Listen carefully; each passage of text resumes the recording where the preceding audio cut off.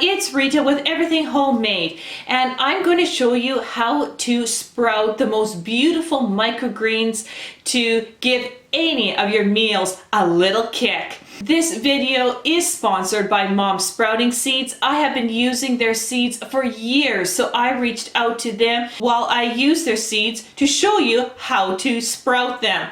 And so they sent me some really cool stuff here. They gave me a few more sample seeds that I don't already have. They also gave me some wonderful microgreen trays. They gave me their signature product sprouter that utilizes a simple canning jar.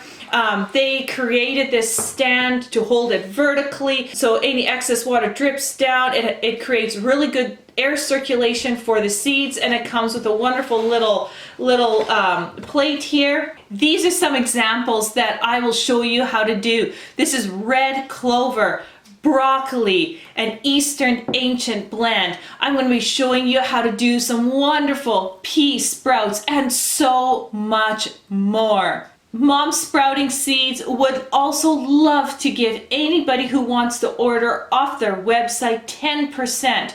So you can use the code everything10. The only thing is they're updating their website this year, so that code can't be placed in the cart, but you can definitely give them a call or go on their website to their contact page and shoot them off a message. Say, hey, I just watched a video from Everything Homemade channel.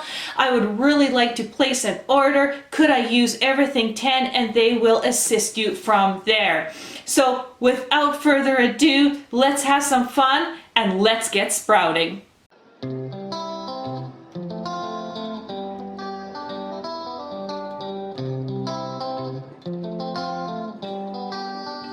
So I'm going to show you how to do red clover. And red clover has got to be one of the easiest seeds to sprout. Now with red clover, you notice how small the seeds are. They're very tiny. And so when you want to sprout really small seeds, I don't really recommend sprouting them on a microgreen tray because they are so tiny. So the best choice would be just to sprout them in a simple canning jar. So that's what we're going to use here today. Now I'm going to take it off its base. I'm going to set this aside for a moment. And what I'm going to do is just unscrew the top. This setup you can definitely order from their website, and they have this awesome insert, this screen insert already made. And that takes the fuss out of elastics or putting cloth on top. Now you can definitely do that, don't get me wrong. You can take a cheesecloth or a wire or a mesh material and put it over and put the elastic over. What I do find though, when you tip your jar over to rinse, it always bulges, and I mean, it's not that big of a deal, but it's kind of irritating. So to have a nice stiff screen like that to place on top of your canning jar is quite handy. Okay, so what we need to do here is I like to put about a tablespoon and a half into my jar, and then I like to rinse it. So I'm just adding a little bit of water here. Give it a little swirl. There you go. That just gets all the dust off of the seeds. Then what I like to do is just put the lid back on and pour the water out. Just like that. And you notice that the screen is small enough that it's not going to allow those really tiny seeds to come out. Okay, the next step is to soak these seeds for a few hours. The smaller the seed, the less soaking time you need. So I'm going to put just enough to cover. I'm only putting about a half a cup of water in here. And then again, I'm going to put my lid back on. I'm just going to swish it around just to get the top seeds. What I'm going to do from here is just let this soak for a couple of hours. That's all it needs, and then I'll show you what to do next. Now that a couple hours has gone by, we need to drain out the water. So I'm gonna grab my bowl again, and I'm just gonna pour out the water.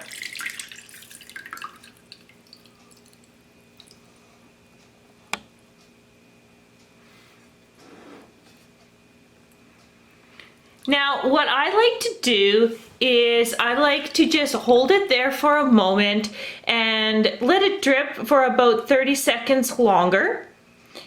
And then I lift it up. I'm gonna put the bowl aside for a moment. So what you see here are the seeds basically hanging out on one side of the jar. And that's just cool. I'm gonna leave it just like that. The ones right here at the lid, I sometimes just hit off so they kind of go back down, but that's kind of how you want it. Now, you got a couple options here depending on your lifestyle. One, you can definitely put your jar onto this holder here, which works super well to drain all the water. But if you work shift work, or let's say you're out of the house for 8 hours, or whatever your circumstance is, at this beginning stage, I wouldn't recommend you doing that. What I recommend is placing your jar on your counter, just like this. So find a secure area where, you know, if you have cats in the house or something like that, that they're not gonna push it off. The reason is because it allows that little tiny bit of moisture to be retained in the jar. And when your seeds are at the critical point of germination, they cannot dry out. And what I find is that if you drain the water after a couple hours, put your jar vertical on this wonderful holder, it is so efficient at draining the water out that I find that it drains too much water. And so if I do this just before night, you know, rinse my seeds, put my jar like this, I find in the morning that my seeds are dry. And that's not a really good thing. So what I like to do is, even though I'm a stay-at-home mom and work and have my business from at the house, what I like to do is after the 2-hour soak, I drain the water and then I leave my container like this on the counter. Now you want to make sure that this is an indirect light. You do not want sunlight to be directly on your jar. So what I like to do after that is I like to rinse my seeds morning and night. And sometimes I will even do it at lunch, especially if I'm in the first couple of days.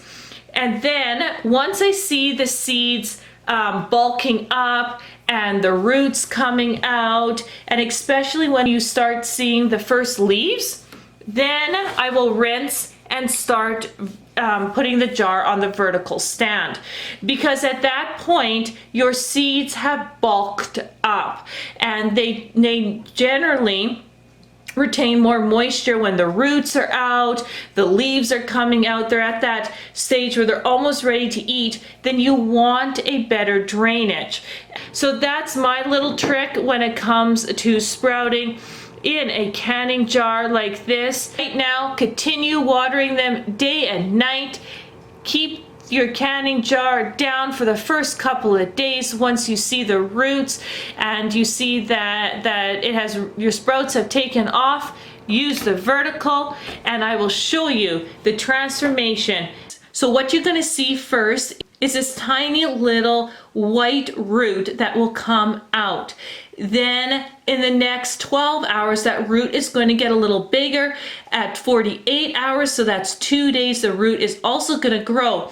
After that 48 hours, you're going to notice that a little tiny sprout is going to come, and that little green sprout will pop out with its first set of leaves. You just saw the pictures of me going through the different stages of root development. Now this is 3.5 days after we soaked the seeds and drained them and started watering morning and night. Look at the transformation. It's incredible how they grow. You have to realize that depending on the warmth of your house, the seeds may take a little shorter time to get to the stage or a little bit longer. So there's a variable in there. But take a look at how much bulk is in this canning jar. So this is the stage where you can see the green leaves just coming out. It's looking really good. This is the stage that I like to put it on the stand. Because of the bulk, it holds in the moisture a lot better than just having the seeds at that critical time of germination. So what I'm going to do is just show you what you should be doing at this particular stage. So every morning and every night you want to continue to water your sprouts. At this stage you have a couple of days before they're ready to eat. So what you want to do is just take off the lid. You want to use unchlorinated water, and you're just going to pour the water over your sprouts. And I like to fill it up all the way. And what I like to do in the morning and in the evening is fill it up, walk away, brush my teeth, come back, and in that couple of minutes, they've absorbed enough water. In the morning, I just pour some water in while I make breakfast, and in a couple minutes, I just drain it. So you pour the water in, let it soak for a couple of minutes, and then you put back on the lid. Then you grab a container, or if you want, you can just put this down your sink. I like to keep the water for my plants. And then you just drain the water. Like that. Then what I like to do is just grab my stand, put my jar up like that, and walk away and let it continue to grow. Take a look at these sprouts. This is only a day and a half later, and you can see that they have filled out the canning jar completely. This is the perfect stage to eat your sprouts. You can see here that the first set of leaves are just about to open. They've got a really nice sprout on them, and now I'm going to show you how to store them in the fridge, because you want to take them out of their canning jar because you don't want them to grow any more than this. What you want to do is put them in a container, put them in the fridge, and then while you're eating these sprouts, you want to start new sprouts. So what I'm going to do is move my jar, and I just have a Pyrex dish here, just one of the low ones. It's about 1.5 inches tall. I find these containers to work really good for me. Then the next step is to take a piece of paper towel. I have 2 sheets here. I fold them in half, and then what I do is fold it in half again. And this makes the perfect rectangle to go into my dish. Now, whatever dish you're gonna use, you may have to fold your paper towel in a different way to make it fit perfectly. Then what I want to do is take a spray bottle with water and just spray my paper towel so it's damp. You don't want to soak it. You don't want it to be dripping, just enough where when you hold it, you can feel the moisture in your paper towel, and that'll be perfect. If it is too wet, what you're gonna do is just create an environment for mold to grow. So now it's time to put your sprouts into the container. What you want to do is, first of all, you need to rinse your sprouts out. And what you're looking for is to take these little seed skins, and there's a really easy way to get rid of them before you store your sprouts, and that way it just cleans up your sprouts some more. I want to take them out, and I'm just going to put them in a bowl. And you can just kind of just shake your canning jar and they all fall out. very easily. So there's my sprouts, 4 cups of sprouts from a tablespoon and a half a seed. So now you can see that there is some seeds here that haven't germinated. That happens all the time. You can't expect every seed to always germinate, but I want to remove these seeds that haven't germinated. So what I want to do is just pour some water on top of my sprouts. And then what I want to do is just do this gently, because you don't want to wreck your sprouts, but just kind of loosen them up in the water. And what that'll do is start untrapping any more loose skins out of this web of sprouts here.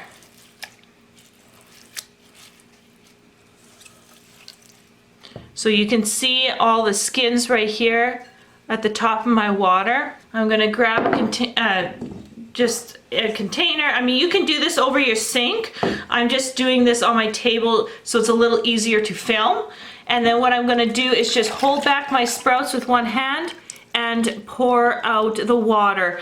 And you can see once again, tons of seed skins floating on the water. You have some more seeds, so it just cleans it right up. The other thing that you're gonna notice is that the seed skins also stick to the outer side of your bowl as well. So let's just give this one more rinse, and then we'll put them in our container.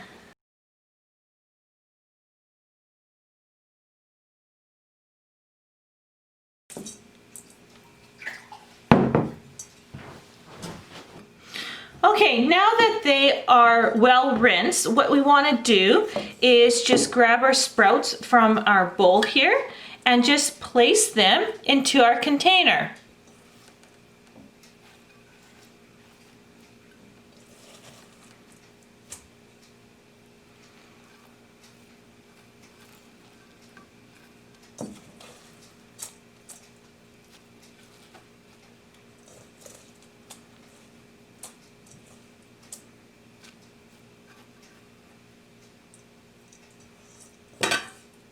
So once you got them in your container, you have a couple options. You can actually just put them in the fridge, open like this. I like to spray them with the spray bottle about every 3 to 4 days if I do this technique. The other thing you can do is you can use a lid to cover them, but what you want to make sure is that the lid has some kind of holes, or place the lid on an angle like that, because you do need air circulation. The sprouts are living, they do need to breathe, and you don't want to just put the lid on without any circulation like that, because what you're gonna do is choke them out of oxygen and you're gonna grow mold. Sprouts can easily stay in the fridge for up to 10 days. So now that you got your red clover already in the container, it's time to enjoy them, and I'm going to show you one of my favorite ways to enjoy red clover for breakfast. Enjoy, and thank you so much for watching. We'll see you on the next video.